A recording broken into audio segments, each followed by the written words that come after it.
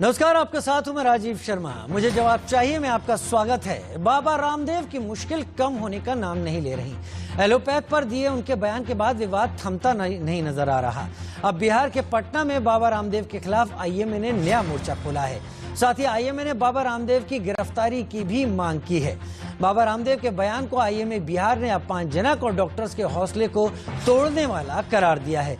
गौरतलब है कि जो डॉक्टर्स कोरोना संकट में देश के लिए दिन रात जुटे रहे, उनके खिलाफ लगातार बयानबाजी से देश के डॉक्टर्स खासे नाराज हैं और लगातार बाबा रामदेव से माफी की मांग कर रहे हैं। बाबा रामदेव के बयान को लेकर विवाद पर हम चर्चा करेंगे अपने मेहमानों के साथ, लेकिन उससे पहले आईएमए बिहार का बाबा रामदेव पर क्या कहना है आपको सुनाते हैं। मॉडर्न मेडिकल साइंस ने बनाकर सारी दुनिया को कोविड से मुक्त करने का उपाय कर रही है। ऐसे समय हमारे देश में एक ऐसे तथाकथित लोकप्रिय व्यक्ति रामदेव ने एलोपैथी चिकित्सा के खिलाफ जहरीला वक्तव्य, दुर्भावनापूर्ण वक्तव्य, लोगों को कंफ्यूज करने वाला वक्तव्य दिया है। साइंस के खिलाफ, डॉक्टरों के खिलाफ, वैक्सीनेशन के खिलाफ, जो भारत के कानूनों के अंतर्गत में क्रिमिनल एक्ट की श्रेणी में आता है। आईएमए जो बिहार देश के सबसे बड़ा डॉक्टरों का, मॉडर्न मेडिसिन के डॉक्टरों का एक संगठन है, वो इसके लिए ये बहुत ही दुर्भाग्यपूर्ण स्थिति आई है कि उसको ऐसे तथाकथित बाबा, तथाकथित आयुर्वेद के डॉक्टर का विरोध करना पड़ रहा है।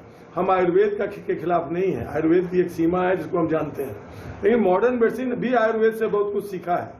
लेकिन आज आयुर्वेद के नाम पर अगर कोई बाबा जो वो गलत सलत अपने व्यापार करने के लिए, अपनी दवाई का प्रचार करने के लिए, जिस दवाई का कोई ऑथेंटिसिटी नहीं है, उसको प्रचार करने के लिए अगर वो इस ढंग का काम करता है, तो आईएमए और डॉक्टरों के बारे में, हमारे मॉडर्न मेडिकल साइंस के बारे में और ये जो आपका वैक्सीन है, इसके खिलाफ प्रचार करेगा। तो आईएमए पूरे देश में जिस ढंग से कर रहा है, बिहार आईएमए भी अपने सभी ब्रांचेस को निर्देश दे दिया है कि वो सभी लोग इस कथित बाबा के खिलाफ केस करें, क्रिमिनल केस करें, थाने में भी करें और जरूरत पड़े तो इसको कोर्ट तक ले जाएं और इस बाबा को सजा मिलनी चाहिए, इसकी गिरफ्तारी होनी चाहिए।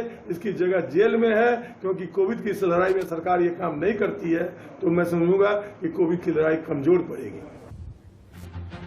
और रामदेव के खिलाफ विरोध प्रदर्शन की दो तस्वीरें अब हम आपको दिखाने जा रहे हैं। दिल्ली और सिलीगुड़ी में किस तरह बाबा रामदेव का आईएमए विरोध कर रहा है, ये दो तस्वीरें उसकी बानगी हैं। दोनों ही तरफ डॉक्टर्स अपने हाथों में रामदेव के खिलाफ पोस्टर्स और प्ले कार्ड लेकर खड़े हुए हैं। रामदेव के खिलाफ कार्रवाई की मांग कर रहे हैं और उनका कहना है कि रामदेव के बयानों के चलते जो कोरोना के खिलाफ लगी हुई चल रही एक मुहिम है, उसको धक्का पहुंचाने की कोशिश की गई है।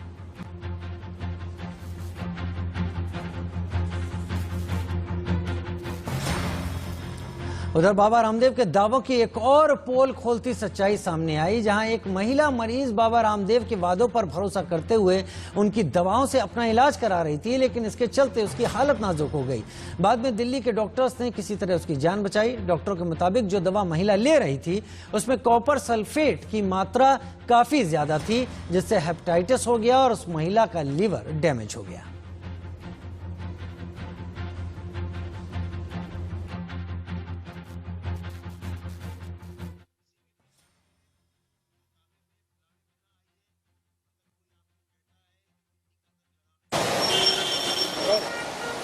बाबा रामदेव की दवाइयों पर तमाम सवाल उठते रहे हैं। अब एक ताज़ा मामला सामने आया है नोएडा से, जहां पर बाबा की दवाइयों को लेने के बाद एक महिला के जो लंग्स हैं और जो लिवर है उसमें प्रॉब्लम क्रिएट हुआ। मेरे साथ डॉक्टर साहब हैं, डॉक्टर जितेंद्र सिंह शेखावत, जो कि एक सीनियर डॉक्टर हैं सदर हॉस्पिटल के अंदर, जिन्होंने उनको ट्रीट किया था। डॉक्टर साहब, ये मामला आपके पास कब आया था और इनको शुरू में कि क्या आपने डिटेक्ट किया था? देखिए, ये जो मामला मेरे पास आया था, आज के 2 महीने पहले ही मामला मेरे पास आया था। और इसमें क्या था कि जो फीमेल है, वो फीमेल पेशेंट की कंप्लेंट थी कि उनको ना पीलिया हो गया था, उनका लीवर सीवियरली डैमेज हो गया। जब उनके इन्वेस्टिगेशंस कराएंगे, एलएफटी और वो करवाया गया, तो उसमें उनका जो बिलीरुबिन है वो 7 था और जो लीवर के बाकी एंजाइम्स हैं वो सारे के सारे डिरेंज थे। और तो मुझे उस टाइम पर कुछ समझ में नहीं आया कि ऐसा कैसे हो सकता है, क्योंकि उनका टिपिकल पिक्चर लग रहा था कि जैसे उनको हेपेटाइटिस हो रखा है। बट बाद में जब उनके इन्वेस्टिगेशंस किए गए तो हेपेटाइटिस के सारे टेस्ट थे वो नेगेटिव थे। फिर उनका हमने सोचा कि भाई इनको ऑटोइम्यून हेपेटाइटिस हो सकती है, तो फिर ऑटोइम्यून हेपेटाइटिस के रिगार्डिंग हमने कुछ टेस्ट और भी कराए। उनके लीवर का फाइब्रोस्कैन कराया गया और फाइब्रोस्कैन में जो रिपोर्ट आई उसमें भी लग रहा था कि जैसे हेपेटाइटिस वाला पिक्चर है, लीवर में काफ़ी चेंजेस थे और अल्कोहल की कोई हिस्ट्री थी नहीं और ना ही कोई पेशेंट की कॉन्टैक्ट की हिस्ट्री थी किसी हेपेटाइटिस वाले पेशेंट्स के। तो फिर और थोड़ा सा उसको डीपली जा करके हमने सोचा कि इनकी लीवर की बायोप्सी करा के देखते हैं। तो लीवर की जब बायोप्सी हुई तो बायोप्सी में पता लगा कि नॉर्मल बायोप्सी आ रही है। तब और ज़्यादा डाउट हो गया कि अभी एक्चुअली क्या कि कोविड बीच में आ गया था, तो कोविड के आने की वजह से उनके जो फर्स्ट जब पेशेंट अटेंड हुआ था मेरे पास में और जो हमने लीवर की जांच कराई थी, फाइब्रोस्कैन कराया था और जो बाकी टेस्ट करवाए थे उनके बीच में और बायोप्सी के बीच में 15 डेज का गैप हो गया था ड्यू टू कोविड। तो 15 से 20 डेज बाद देख रहे हैं कि लीवर नॉर्मल हो रहा है, लीवर ठीक हो रहा है। तो हमें डाउट होने लगे कि कुछ रीज़न है। तो जब जोर दे के उनसे फिर से दोबारा पूछा गया तो फिर बाद में एक चीज़ निकल के सामने आई कि जो बाबा रामदेव की दिव्य कायाकल्प के नाम से एक उनकी मार्केट में चल रही है, तो उन्होंने जब मैंने उनसे जोड़ देखे तो उन्होंने बताया कि भाई ये दवाई खा रही हैं वो। अब जब मैंने उसके कंटेंट्स बैक में जाके खोल के देखा तो उसमें एक वर्ड लिखा हुआ था नीलाथोता। नीलाथोता का मतलब होता है कॉपर सल्फेट। तो उसके अमाउंट की वजह से उनको हेपेटाइटिस डेवलप हुआ था। और ये बात एक जायज़ बात है कि अगर आपकी दवाई का साइड इफेक्ट पॉसिबल हो सकता है तो आपको पेशेंट को समझा के भेजना चाहिए कि भाई इस दवाई को ज़्यादा लेने पे ये दिक्कत हो सकती है। अगर आपको ये दिक्कत होती है तो आपको आके डॉक्टर को बताना है या दवाई को रोकना है। तो उसे ऐसा कोई भी गाइडलाइन नहीं बताया गया था पेशेंट को और पेशेंट ने कंटिन्यूस उसको इस्तेमाल किया। और बाद में जब उनसे जोर दे के पूछा गया तो उन्होंने बाद में बताया कि इससे पहले भी उन्होंने ये दवाई खाई थी और तब भी इनको सेम कंप्लेंट हुई थी, उनको पीलिया वगैरह सब कुछ हो गया था। इन्होंने उस महिला पेशेंट को ठीक किया है जिनकी जो लिवर है वो बताया जा रहा था 70 to 80% डैमेज हो गया था क्योंकि वो दवाइयाँ कंज्यूम कर रही थी बाबा रामदेव की बनाई हुई। मैं राहुल गौतम, नोएडा से इंडिया न्यूज के लिए। तो ये वो कहानी थी जो नोएडा से निकल कर आई, जहां पर ऐसा कहा जा रहा है कि जो रामदेव की दवाइयां हैं उनको खाने से एक तरह का रिएक्शन हुआ, महिला के लीवर को डैमेज हो गया। तमाम डॉक्टर साथ थे हमारे संवाददाता के और बता रहे थे कि इसकी वजह उस दवाई में इस्तेमाल किए जाने वाला नीलाथोता था। लेकिन रामदेव की मुश्किलें यहां पर ही कम नहीं हो रही। कांग्रेस के नेता दिग्विजय सिंह ने रामदेव पर तीखा हमला बोला है। उन्होंने ट्वीट किया और ये लिखा कि पेट्रोल डीजल की कीमतों पर रामदेव को उन्होंने घेरा। उन्होंने लिखा कि ढोंगी रामदेव को पहचानने में लोगों को बहुत देर लगी। ये दिग्विजय सिंह का ट्वीट है। शुरू से ही रामदेव बीजेपी का एजेंट था। 5 नवंबर 2011 की तारीख थी। पेट्रोल का दाम 68 रुपए था। तब रामदेव जालंधर में साइकिल पर विरोध का अनुलोम विलोम कर रहे थे। आज पेट्रोल 100 के पार है तो सन्नाटे की सांसें खींचे हुए हैं। ऐसी भी क्या मजबूरी है। दिग्विजय सिंह बुरी तरीके से तेजी से हमलावर रहे, रामदेव के ऊपर उन्हें घेरने की कोशिश करते रहे। मेरे साथ तमाम खास मेहमान इस वक्त जुड़ रहे हैं। मेरे साथ जुड़ रहे हैं डॉक्टर विनय अग्रवाल जो कि फॉर्मर प्रेसिडेंट हैं आईएमए के। मेरे साथ डॉक्टर नरेश चावला भी आईएमए से joint secretary, farmer joint secretary के तौर पर मेरे साथ जुड़ रहे हैं।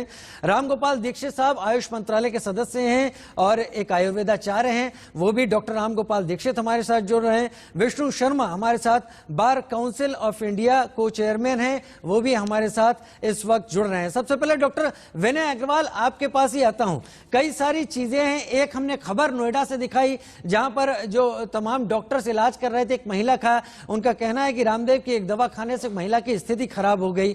अभी रामदेव और आईएमए के बीच में रार और झगड़ा अभी उसी जगह पर बना हुआ है या इसके खत्म होने के संकेत आपको लगते हैं? वजह क्या है जो लगातार बढ़ता जा रहा है? राजीव जी, मैं शुरुआत करूंगा इस कंट्रोवर्सी की जो आप दे रहे हैं कि सबसे पहले मैं बहुत आदर से और आदर पूर्व मैं अपने आयुर्वेदिक डॉक्टर्स को नमस्कार करता हूं और मैं ये कहना चाहता हूं कि इंडियन मेडिकल एसोसिएशन की आयुर्वेदिक प्रैक्टिस से कोई भी किसी प्रकार का मतभेद नहीं है। दूसरी बात, इसी मतभेद में मैं दूसरा एंगल लाना चाहता हूं। क्या लाला रामदेव, मैं उनको लाला कहता हूं, मैं माफी चाहता हूं ऐसा शब्द इस्तेमाल कर रहा हूं क्योंकि मुझे बाबा कहते हुए शर्म आती है, कि लाला रामदेव क्या आयुर्वेदिक डॉक्टर हैं? क्या वो आयुर्वेदिक डॉक्टर्स को रिप्रेजेंट करते हैं? क्या वो आयुर्वेदिक काउंसिल को रिप्रेजेंट करते हैं? क्या वो इंटीग्रेटेड मेडिसिन काउंसिल को रिप्रेजेंट करते हैं? क्या वो मिनिस्ट्री ऑफ आयुष को रिप्रेजेंट करते हैं? नंबर 3, क्या ये सच नहीं है कि लाला रामदेव जो है वो एक इंडस्ट्रियलिस्ट हैं और कंज्यूमर गुड्स को बेचते हैं, मैन्युफैक्चर करते हैं या आउटसोर्स करके उसको बेचते हैं। क्या ये सत्य नहीं है कि नूडल्स वो बेचते हैं, जीन्स वो बेचते हैं, शैम्पू वो बेचते हैं? एंड क्या ये सत्यता नहीं है कि कुछ उनकी दवाइयां जो आयुर्वेदिक के नाम से वो बेचते हैं, वो आयुर्वेदिक जो काउंसिल है या जो ड्रग कंट्रोलर है आयुर्वेदिक का, उन्होंने अप्रूव नहीं किया उन स्पेसिफिक बीमारियों के लिए। तो जैसे आपने बताया किसी लेडी के बारे में, तो मैं उस कंट्रोवर्सी में नहीं जाना चाहूंगा, क्योंकि किसी दवाई से कहाँ क्या होता है हमारी वो कंट्रोवर्सी नहीं है। आयुर्वेदिक दवाइयों का अपना स्थान है, उनका अपना इलाज है, अपना तरीका है। लेकिन जिस प्रकार से भ्रम पैदा करके और एक पुशिंग तरीके से वो आयुर्वेदिक पैथी को रिप्रेजेंट करने की चेष्टा कर रहे हैं और कोशिश कर रहे हैं, और इस विवाद को, जो उनकी एरोगेंस का विवाद है, जो उनके बुरे शब्दों का विवाद है, जो उनकी एक तरीके से बदचलन जिसे कहना चाहिए मुंह का, और अजीब अजीब सी बातें करने का उनका वो है, और अपनी इंडस्ट्री को प्रमोट करने का वो है, उसको वो आयुर्वेदिक वर्सेस एलोपैथिक विवाद बनाना चाह रहे हैं। मैं हाथ जोड़ के इस जनता से कहना चाहता हूं, ये विवाद ना है, ना था और ना बन सकेगा। आयुर्वेदिक का अपना स्थान है, आयुर्वेदिक की हम सब मान्यता करते हैं, हमारी पुरानी पैथी है, और वहां से हम लोगों की I am sure modern medicine ने भी काफी कुछ आयुर्वेदिक से लिया है। ये तो पिछली सरकारों ने आयुर्वेदिक को मान्यता नहीं दी, ना उसको प्रमोट किया। ये आज हमारी सरकार जो आई है, उन्होंने 7 साल पहले मिनिस्ट्री ऑफ आयुष बनाया, और मिनिस्ट्री ऑफ आयुष इसी लिए बनाया गया कि आयुर्वेदिक या बाकी जो हमारी सिद्धा और ये पैथियां हैं, इनको प्रमोट किया जा सके, इनमें रिसर्च लाई जा सके। चौथी बात आपने कही विवाद की। देखिए, जिस प्रकार से उन्होंने हम लोगों को ह्यूमिलेट करने की कोशिश की है, हम लोगों का मतलब मॉडर्न मेडिसिन के डॉक्टरों को, पर्टिकुलरली ऐसे समय में जबकि कोरोना एपिडेमिक से देश जूझ रहा है। हाँ, हमारी 3 लाख से ज्यादा मौतें हो चुकी हैं, और यही नहीं 25 मिलियन के करीब केसेस इस देश में आ चुके हैं, और संसार में दूसरा स्थान है हमारा। और इसके साथ साथ हमारा इंफ्रास्ट्रक्चर कमजोर है, और साथ साथ हमारे जो जिस तरीके से सरकार और डॉक्टर समूह मिलके उस बीमारी से लड़ रहा है, इस दौरान लगभग 2000 के करीब डॉक्टर्स ने भी फ्रंट में लड़ते हुए अपनी जान गंवाई है। ऐसे समय में उनका इस प्रकार का दुष्प्रचार करना कि मॉडर्न मेडिसिन की दवाइयों से लाखों लोग मर गए इन अस्पतालों में, नंबर 1। दूसरा ये कहना कि ड्यूरिंग द वैक्सीनेशन प्रोग्राम, जब सरकार वैक्सीनेशन प्रोग्राम को प्रमोट कर रही है, इंडियन मेडिकल एसोसिएशन सरकार के साथ कंधे से कंधा मिलाकर वैक्सीनेशन प्रोग्राम में साथ दे रही है, उस समय उनका ये कहना कि मॉडर्न मेडिसिन के 2000 डॉक्टर जो कि दोनों वैक्सीन लगवाने के बाद भी बच नहीं पाए, तो इनका क्या फायदा है, क्या कर पाए? मेरे पास आए और मेरा योग करें और वो करें, इस तरीके की बातें करना। और फिर आप सोचिए, एक जो आदमी पब्लिक डोमेन में रहता है, जिसको हम आदर से बाबा कहते हैं, स्वामी कहते हैं, उसका पब्लिक डोमेन में इस तरीके के शब्द। डॉक्टर विनय अग्रवाल, मैं यहां पर बैठकर बाबा रामदेव का वकील नहीं हूं जो उनकी तरफ से उनकी बात रखूंगा, लेकिन जो कुछ भी मैं समझ पाया हूं, आपने जितना कहा मैंने आपको पूरा बोलने दिया। बाबा रामदेव ने अपनी तरफ से सफाई भी पेश की है, माफी भी मांगी है, साथ में यह भी कहा कि शुरू में ही यह बात सामने आई थी कि उन्होंने लोगों का एक व्हाट्सएप मैसेज पढ़ के सुनाने की कोशिश की थी, उसके पीछे उनके तमाम रीजन हो सकते हैं, लेकिन यह भी बात सही है कि उन्होंने माफी भी मांगी। डॉक्टर नरेश चावला मेरे साथ जुड़े हुए हैं। डॉक्टर नरेश चावला, माफी मांगी जा चुकी है और उस पर अपनी तरफ से अपनी प्रतिक्रिया बाबा रामदेव की भी सामने आई है, तो इसको इतना ज्यादा खींचते चले जाना, मैं आप लोगों की तरफ से ही जानना चाहता हूं कि दिल्ली के बाद महाराष्ट्र भी हुआ, अब पटना में भी हो गया और भी तमाम जगहों पर हो गया, ये अंतहीन लड़ाई तो नहीं चलती रहेगी बाबा रामदेव और आईएमए के बीच में एलोपैथी और आयुर्वेदिक के रूप में?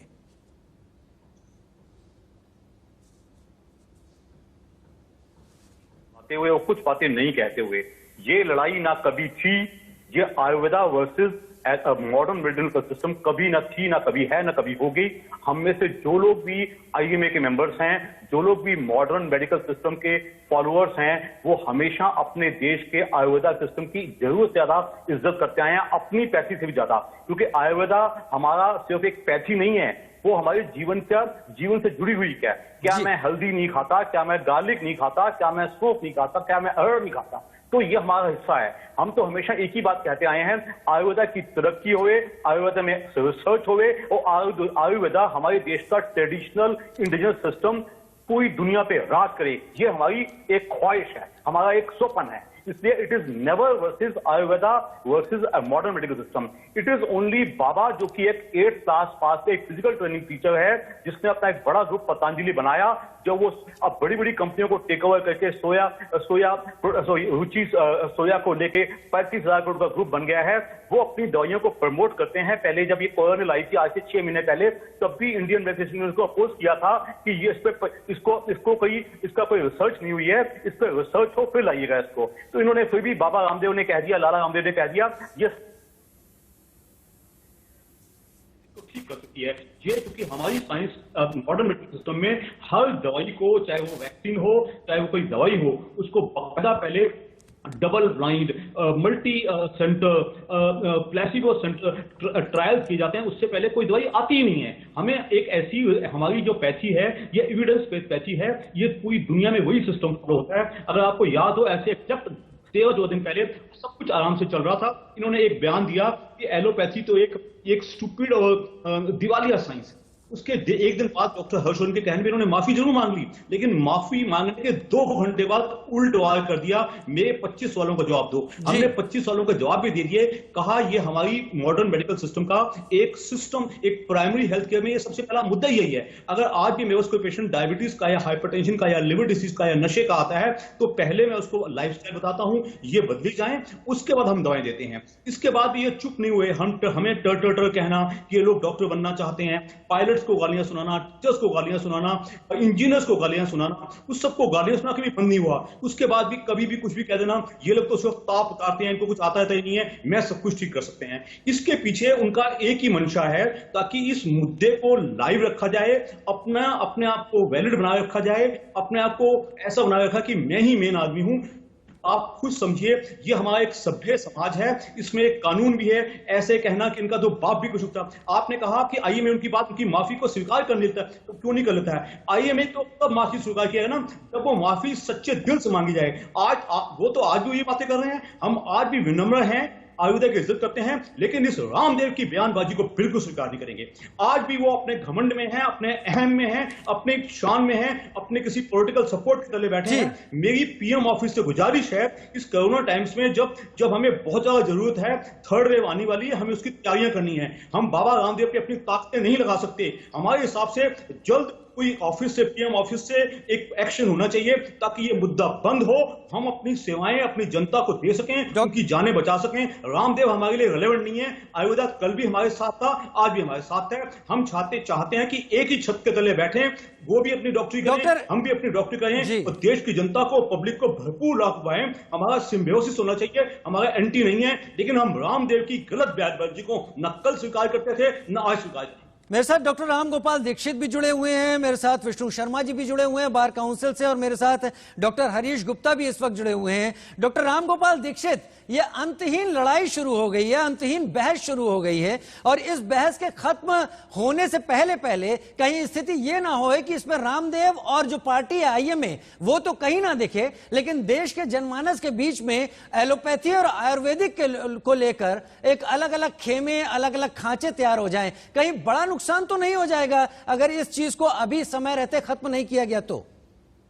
निश्चित ही एक बहुत बड़े नुकसान की संभावना है, क्योंकि रामदेव जी अपने आप में एक बहुत बड़ी हस्ती है और आईएमए अपने आप में एक बहुत बड़ी हस्ती है। बहुत बार अभी देखने को यह मिलता है कि शायद एक तरफ अगर माफी मांग ली और इधर से भी विषय हो रहे हैं, तो विषय को वहीं क्लोज करना चाहिए। अपना ईगो का सब्जेक्ट किसी को नहीं बनाना चाहिए, न आईएमए को न रामदेव जी को, बल्कि दोनों को मिलकर के जो वर्तमान में स्थिति है इसको और आने वाली 3rd जो वेव है उसके साथ, उसके लिए मजबूती से खड़ा होने की आवश्यकता है। इन सारी बयानबाजी से, आपस की कीचड़ उछालने से समाज के अंदर एक बहुत बड़ा भ्रम पैदा हो रहा है। वो कहने लगते हैं, क्योंकि बहुत बार वो ये देखने लगते हैं कि यार कहीं आयुर्वेद की वैक्सीन और मेडिसिन में कोई नुकसान वाला विषय तो नहीं, तो इधर से दूसरी तरफ, जैसे अभी हम चैनल पर देख रहे थे, मैं भी देख रहा था कि आयुर्वेद की मेडिसिन ने किसी ने एक नुकसान कर दिया, इस प्रकार का है। एक बहुत बड़ा भ्रम इस समय क्रिएट हो रहा है समाज में, और एक गैप तैयार हो रहा है बहुत बड़ा। और किस प्रकार का गैप तैयार हो रहा है कि जो पिछले 50 वर्षों से एलोपैथ के कुछ प्रमुख लोगों के कारण से जो पैथियां डाउन गई थी, ये योजनाबद्ध तरीके से सरकारों ने, जो जैसे मेरे साथी यहां बैठे हैं डॉक्टर नरेश चावला जी और श्री विनय अग्रवाल जी ने जिस प्रकार का बड़ी विनम्रता से अपनी बात को रखा कि भाई आयुर्वेद को अभी पिछले 10 सालों से ही या 5-7 सालों से ही विकसित करना शुरू किया है, तो इससे पहले बहुत बड़ी तरीके से इन प्राचीन पद्धतियों को धकेला गया था और जबरदस्ती एलोपैथ को वहां ये प्रस्तुत किया गया था कि ये सब घटिया हैं, सिर्फ एक अकेला एलोपैथी सुपर है। ये जो मैसेज जा रहा था, आज आयुष मंत्रालय बनने के कारण से इनको महत्व मिला है। तो कहीं जो दबी हुई भावना थी हमारे समाज की, और जो एक तरह से, जैसे एक छोटी बात कहता हूं, कौन कौन सी चीजों पर लोगों को अभी भी नेगेटिव चीजें आती हैं। इतना रेस्पेक्टिव सिस्टम है हमारा एलोपैथ का, बहुत बढ़िया काम करता है, लेकिन फिर भी छोटी छोटी चूक, जैसे डॉक्टर अपनी फीस लेता है, लेकिन एक्सरे और एमआरआई कराने के लिए उसका एक निश्चित कमीशन हो जाता है और मेडिसिन में भी कमीशन हो जाता है। इससे कॉमन मैन इरिटेट हो जाता है, उसको लगता है जब मैंने फीस दे दी है तो मुझे ये कमीशन परसेंटेज मेरा क्यों, हो सकता है मेरा एमआरआई सस्ते में हो जाता। तो एक जो गैप आपस के विचारों का ऑलरेडी समाज में है जी, ये आपस की ये जो लड़ाई है ये और ज्यादा गैप बना रही है। मेरा निवेदन अपने सभी प्रमुख लोगों से है, भारत सरकार से भी है और खासकर आईएमए के जो प्रमुख लोग हैं, बड़ा दिल हम सबको दिखाने की आवश्यकता है, स्वामी रामदेव जी को भी दिखाने की आवश्यकता है। आयुर्वेद इस देश का विज्ञान है, इस पेंडेमिक में बहुत बड़ा रोल निकलकर उसका आया है। 95% जनता आयुर्वेद के कारण से आज अपने को सुरक्षित बना रही है, इम्यूनिटी बढ़ा रही है और वैक्सीन भी लगा करके डबल डोज व्यक्ति हर प्रकार से अपने को प्रोटेक्ट करने की तैयारी में आ रहा है। हमें आपस की लड़ाई बिल्कुल छोड़नी चाहिए, जिसको भी ईगो हो उसे अपना ईगो समाप्त करना चाहिए और मिलकर अपने देश के संकट को मिलकर लड़ना चाहिए। और ये दोनों तरफ से होना चाहिए, क्योंकि इस वक्त शायद मरीज बहुत बड़ी प्रायोरिटी हैं। मेरे साथ विष्णु जी भी जुड़े हुए हैं, डॉक्टर हरीश गुप्ता भी जुड़ गए हैं इस वक्त। मैं माफी चाहूंगा, थोड़ा सा समय कम है, मैं ब्रेक लेता हूं, उसके बाद लौट कर आता हूं। विष्णु शर्मा जी, आपसे शुरुआत करता हूं चर्चा की।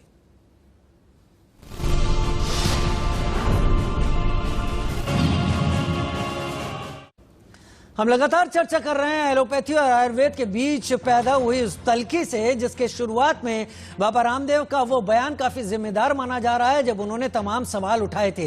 हालांकि इसके बाद आईएमए की तरफ से कड़ा प्रतिरोध जताने के बाद बाबा रामदेव ने माफी भी मांगी, लेकिन उसके बावजूद एक के बाद एक देश के अलग अलग इलाकों में बाबा रामदेव के खिलाफ एफआईआर दर्ज हो रही है। कुछ एक मामले ऐसे भी आ रहे हैं कि जिन दवाइयों को वो प्रमोट करते रहे हैं उनके चलते मरीजों की स्थिति भी खराब हुई है। मेरे साथ तमाम खास मेहमान इस वक्त जुड़े हुए हैं। ये तमाम खास मेहमान एलोपैथी विधा से हैं, जिसमें से डॉक्टर राम गोपाल दीक्षित आयुर्वेदाचार्य हैं, आयुष मंत्रालय में सदस्य भी हैं, डॉक्टर विनय अग्रवाल आईएमए के former president, doctor Naresh Chawla मेरे साथ, विष्णु शर्मा इस वक्त जुड़े हैं को chairman bar council of India से, और साथ ही मेरे साथ हरीश गुप्ता साहब भी, डॉक्टर हरीश गुप्ता जुड़े हैं नेशनल मेडिकल कमीशन की तरफ से। विष्णु शर्मा जी मेरे साथ इस वक्त जुड़े हैं और उन्हीं से चर्चा की शुरुआत कर लेता हूं।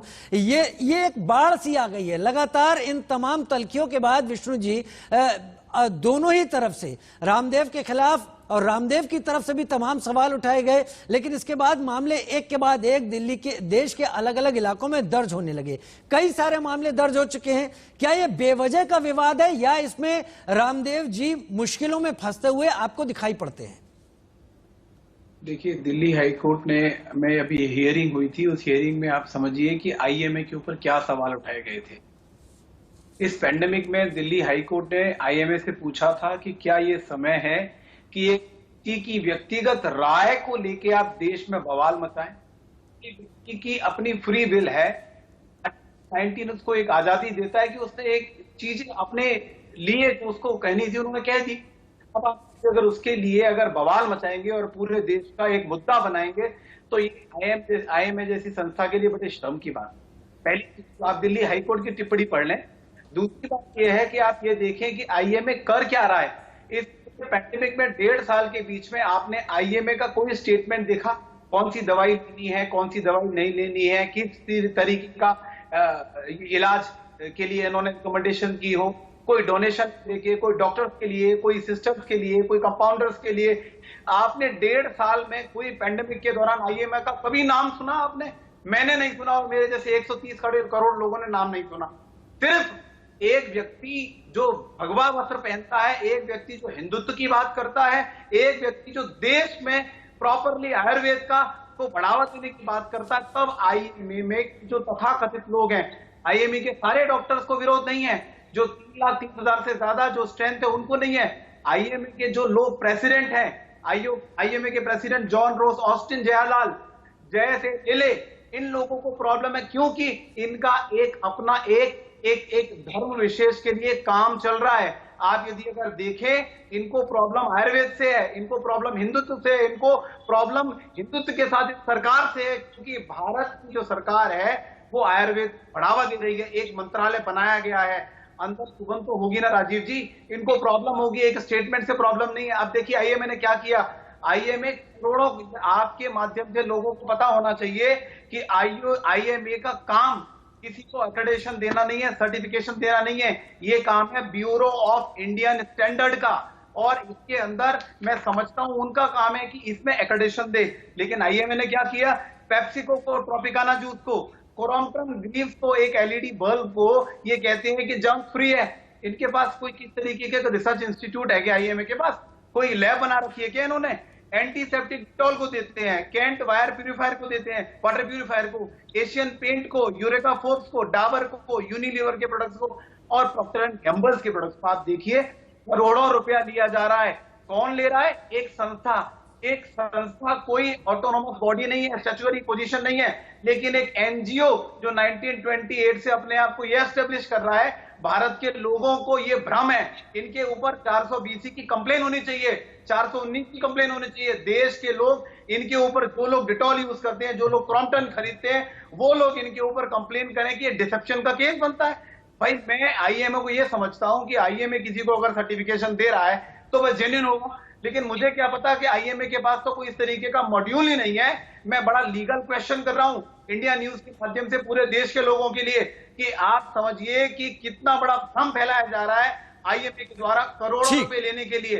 आप देखिए इन्होंने क्या किया, इन्होंने इस पे तो इंडियन मेडिकल कमीशन को इनके ऊपर कार्रवाई करनी चाहिए, ये प्रेसिडेंट को और कोर्ट को स्वतः ही संज्ञान लेना चाहिए जिस तरीके के लोग हैं। और इसके अलावा राजीव, इसके अलावा देखिए ये तो इनका एक पहलू हो गया, दूसरा पहलू ये क्या है, ये आप अपने टीवी के माध्यम से, अपने चैनल के माध्यम से बताइए कि आईएमए के प्रेसिडेंट क्या देते हैं बयान कि कोरोना का एंड हुआ जीसस की वजह से। What rubbish statement is given by the president of IMA. आप देखिए वो कहते हैं कि हिंदू तो बहुधर्मी है, अगर क्रिश्चियन धर्म को भी ले ले तो क्या परेशानी है, अगर प्रॉफेट मोहम्मद साहब की चर्च वहां चला जाए, मस्जिद में चला जाए तो क्या परेशानी है। मुझे बड़ा शर्म आती है कि एक आईएमए का प्रेसिडेंट एक डॉक्टर होके बात करते हैं मॉडर्न साइंस की, कि आप मॉडर्न साइंस की ज्ञाता है, मॉडर्न साइंस की बात करते हैं। उस बारे में विष्णु शर्मा जी, लोगों को, मेडिकल इंटर्न और डॉक्टर्स को आप विष्णु शर्मा जी करिए जी। विष्णु, ठीक है, आपने बहुत तमाम बातें कही। आपने जो अभी लास्ट में जोड़ा डॉक्टर जे जयलाल के बारे में, जो कुछ भी उन्होंने कहा उसको लेकर एडिशनल सेशन जज दिल्ली में अजय गोयल, उन्होंने भी काफी कुछ कहा है। उन्होंने भी शायद आईएमए को यहाँ पर इससे दूर रहने की बात कही है और कहा है कि पद की गरिमा वो बनाकर रखें, और शायद उन्होंने भी ऐसा अदालत में जाके खाए। खैर उसको हम अलग रखते हैं। आपने तमाम बातें रखी। राजीव जी, मैं एक एडवोकेट के नाते, एक लीगल एक्सपर्ट के नाते मैं ये आपके चैनल के माध्यम से बताना चाहता हूं कि ये केंद्र सरकार को देशद्रोह के चार्जेस आईएमए के प्रेसिडेंट के ऊपर लगाने चाहिए। और आपने अपनी मांग कर दी। मैं एक बात कह के एक बात, देखिए भारत सरकार क्या कर रही है। भारत सरकार पूरे वर्ल्ड में आप देखिए वैक्सीन का सबसे बड़ा, आप अगर एक्सपोर्ट करते हो तो इंडिया, आप मानते कि नहीं मानते? विष्णु शर्मा जी अंतहीन कमेंट्स नहीं ले पाऊंगा। मेरे पास डॉक्टर हरीश गुप्ता जुड़े हुए हैं। विष्णु शर्मा जी एक लाख सुनिए, विष्णु शर्मा जी बताना चाहता हूँ, विष्णु जी भ्रम फैलाते हैं कि विष्णु जी ठीक है, 2030 तक। विष्णु जी ठीक है, आपके कमेंट्स बहुत आ गए। विष्णु जी डॉक्टर हरीश गुप्ता के पास मैं जाऊंगा, जो कि मेरे साथ इस वक्त जुड़े हुए हैं। डॉक्टर हरीश गुप्ता, जो तमाम बातें इस वक्त विष्णु शर्मा जी ने कही, दिल्ली हाई कोर्ट की बातों का हवाला दिया और ये कहा कि ये तमाम चीजें ऑन रिकॉर्ड हैं। बहुत सारी बातों पर तो मैं बात नहीं आगे बढ़ाऊंगा, मैं उनकी उस बात को जरूर यहां पर कोट करूंगा आपके सामने। उन्होंने कहा कि हाई कोर्ट ने यह कहा कि व्यक्तिगत राय को लेकर देश का सवाल आईएमए ना बनाए तो ज्यादा बेहतर होगा, क्योंकि इस वक्त कोरोना पेंडेमिक चल रहा है। आपने उनके तमाम जवाब को सुना होगा।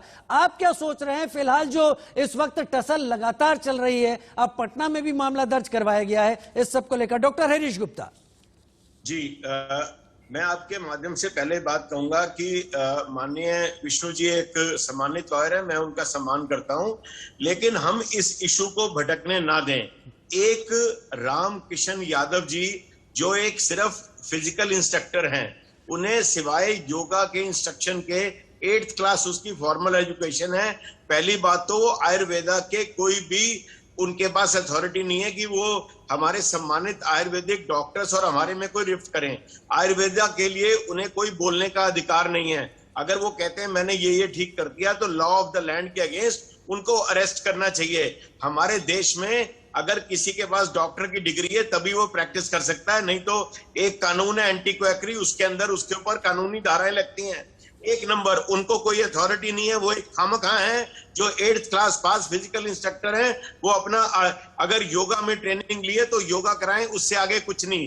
दूसरा, उन्होंने भारत के पूरे 4 लाख से ज्यादा और लाखों डॉक्टर्स का अपमान किया है जो कोरोना वॉरियर्स अपनी जान की परवाह किए बिना 1.5 साल से लोगों की निस्वार्थ सेवा कर रहे हैं, उनका अपमान किया है। हमारे 1000 से जो ज्यादा लोगों ने अपनी जान दे दी है, उन शहीदों का अपमान किया है।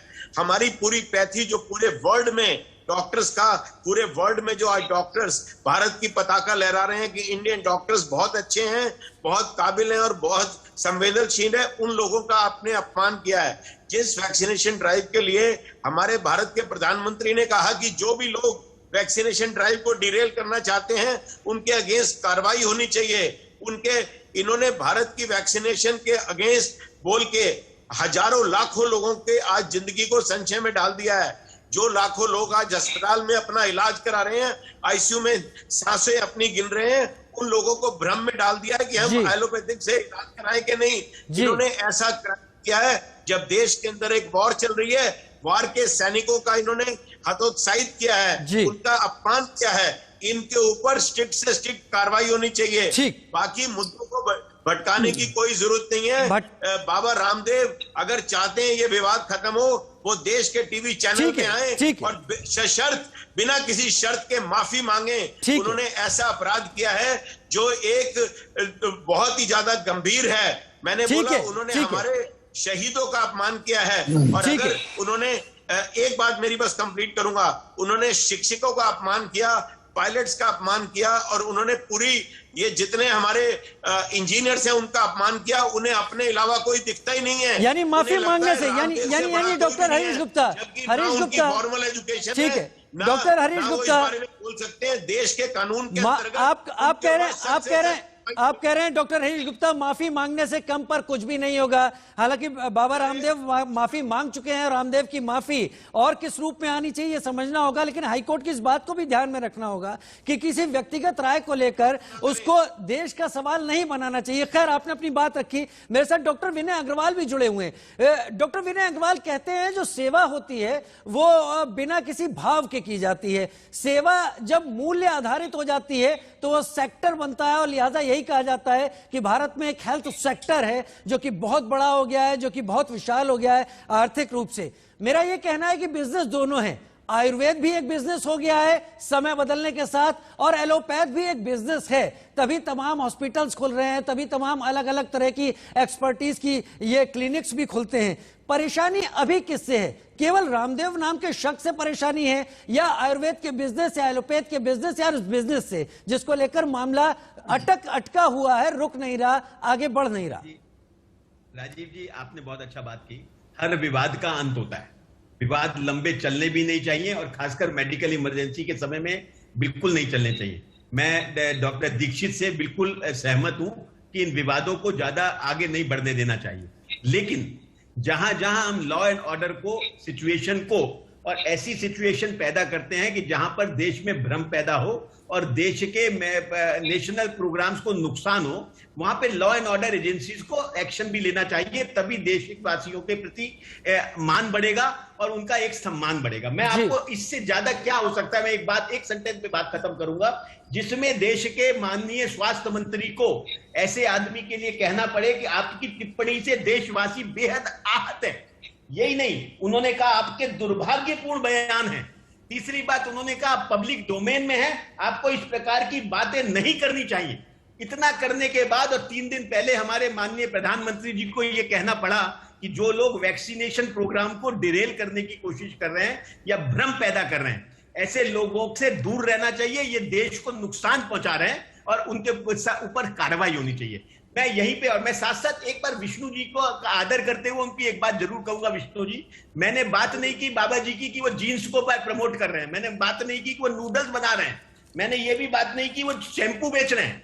मैं इस बात के उसमें जाना ही नहीं चाहता, क्योंकि ये मेरा प्रेरोगेटिव नहीं है। आपका हो सकता है विष्णु जी, क्योंकि आपने बड़ी अच्छी अच्छी बातें की, आप बड़े सम्मानीय वकील भी, और लेकिन मैं ये कहना चाहता हूँ कि इन बातों से कोई दिक्कत है डाइवर्ट करने से मैं समझ गया वाला नहीं है। मैं समझ, देखिए नहीं, डॉक्टर विनय अग्रवाल, एक व्यक्ति अगर जीन्स बेचता है, एक व्यक्ति अगर योगा का वर्ड में अगर प्रचार प्रसार करता है, भारत का नाम विश्व के पटल पे आज योग में है, तो स्वामी रामदेव जी की वजह से है। नाम पैदा कर रहा है तो मैं बिल्कुल मानता हूं। की वजह से आईएमए की वजह से भारत का नाम नहीं है विश्व में। विश्व में अगर नाम है रामदेव जी की वजह से है, और योग के रूप में विष्णु जी ठीक है, मैं आ रहा हूँ।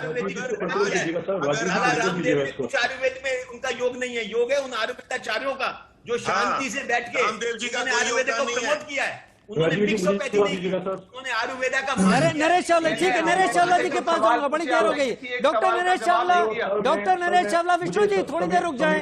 डॉक्टर नरेश चावला, आप इत्तेफाक रखते हैं डॉक्टर विनय अग्रवाल की बात से? तो मैं दोबारा कहूंगा, पहले तो मैं अपने डॉक्टर दीक्षित को कहूंगा, सर रामदेव जी आपके सरमायादार नहीं होने चाहिए। वो आयुर्वेदा प्रोडक्ट जरूर बनाते हैं पतंजलि के तले, लेकिन उनका मेन जो व्यापार है वो व्यापार उनका दूसरी चीजों का है। मेहरबानी करके जो हक आपका है, जो दायित्व आपका है, जो ओहदा आपका है, वो रामदेव जी को लीडरशिप नहीं मिली है, वो लीडरशिप मिनिस्ट्री ऑफ आयुष के पास ही होनी चाहिए, ताकि सही मैसेज जाए। हम तो हमेशा ये चाहते हैं, आपने कहा कि 5 साल से आपको मौका मिला है, मॉडर्न मेडिकल सिस्टम में आयुर्वेद को हमेशा इज्जत दी है। जैसे जैसे हम तरक्की करना चाहते हैं by trials and by proper investment, proper research, ठीक है हम चाहते हैं। ठीक है सर, मैं एक जवाब ले लूं आपका मैसेज लिया, मैं जवाब डॉक्टर रामगोपाल दीक्षित से ले लेता हूं। डॉक्टर रामगोपाल दीक्षित, डॉक्टर हरीश गुप्ता की बात पर जरा सा जाइएगा। उन्होंने एक बात कही कि इस जगह अगर कोई आयुर्वेद का प्रैक्टिशनर होता, अगर उसने सवाल उठाए होते तो जवाब देना बनता था, वहां पे जवाब दिया जा सकता था। लेकिन बाबा रामदेव आयुर्वेद के प्रैक्टिशनर नहीं है, उनके पास ऐसा कोई भी ज्ञान नहीं है जिससे वो खुद को आयुर्वेद का प्रैक्टिशनर कहें या आयुर्वेद की बात रखें। अगर वो सवाल एलोपैथिक पर उठा रहे हैं तो किस वजह से उठा रहे हैं? केवल और केवल इसके पीछे बिजनेस की भावना ही है। नहीं, मैं यहाँ एक बहुत बड़ी बात कहूंगा, पूरी बात सुने, मेरी पूरी बात सुने। अच्छा लगेगा डॉक्टर रामगोपाल दीक्षित, रामदेव जी ना हिंदू, मेरी पूरी बात सुने तो ठीक रहेगा, क्योंकि किसी भी प्रकार से जो व्यक्ति पढ़ा लिखा होना आवश्यक नहीं है प्रश्न उठाने के लिए, उपभोक्ता होना ही पर्याप्त है। और आज भारत की लाखों नहीं करोड़ों जनता जो बिल्कुल भी जीरो अक्षर पड़ी हुई है वो भी प्रश्न उठा सकती है। और जहां तक बात है प्रचार प्रसार की, तो हम सभी इस बात के साथ बड़ा गर्व भी करते हैं, योग और आयुर्वेद को आज रामदेव जी ने विश्व पटल पर बहुत बड़ी ऊंचाई दी है। हर व्यक्ति की एक छोटी बात के कारण से उसके बड़ी चीजों का इग्नोर नहीं किया जा सकता। रामदेव जी ने आयुर्वेद और योग को दुनिया के विश्व पटल पर रखा है, और प्रश्न करने के लिए एजुकेशन की जरूरत नहीं है। मैं यहां एक नाम लूंगा आपको, बहुत बड़े गणितज्ञ हुए रामानुजम, उन्होंने पढ़ाई क्या की? कुछ भी पढ़ाई नहीं की। इतिहास देखें, उनके पास कोई भी फॉर्मल एजुकेशन नहीं थी, लेकिन उनके बनाए हुए कितने सारे फॉर्मूले आज भी लोग उनको सॉल्व नहीं कर पा रहे। प्रोफेसर हार्डी ने उस समय उनका बहुत बड़ा रेस्पेक्ट किया।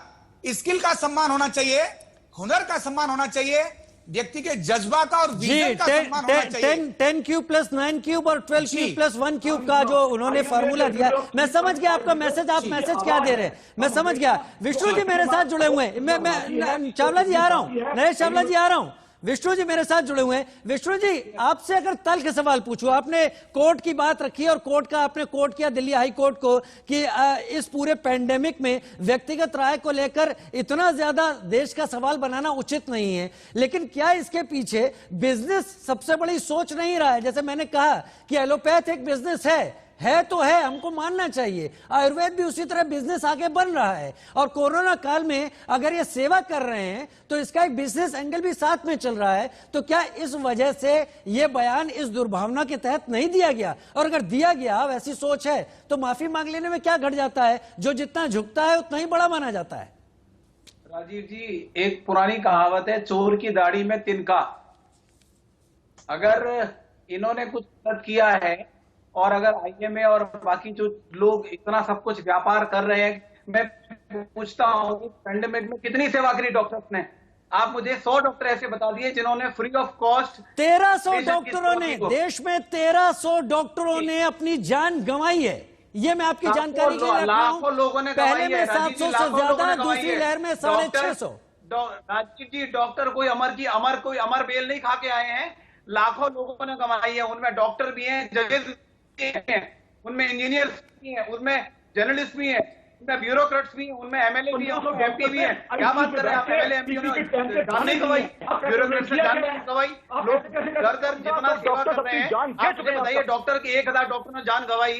1000 डॉक्टर आप देखिए 130 करोड़ लोगों में 1,500 डॉक्टर ने जान गवाई। तो मुझे एक बात बताइए, आप देखिए पूरा अगर देखेंगे पूरा रेशो 130 करोड़ में कौन ऐसा प्रोफेशनल है जिसने जान न गवाई? और मुझे बताइए इस टाइम में डॉक्टर्स ने कौन सा फ्री ऑफ कॉस्ट सेवा का काम किया? 5,000 रुपए का बेड 70,000 का दिया, 1,000 रुपए की दवाई को 10,000 रुपए का बेचा। इन्होंने एक बेड से लेके सारा सब कुछ किया।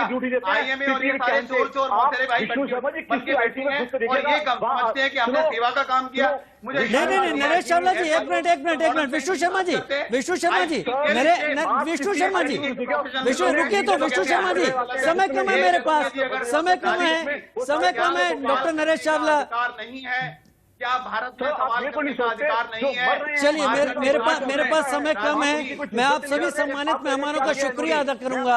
आप सभी को थैंक्स मेरी तरफ से, आप लोग शामिल हुए।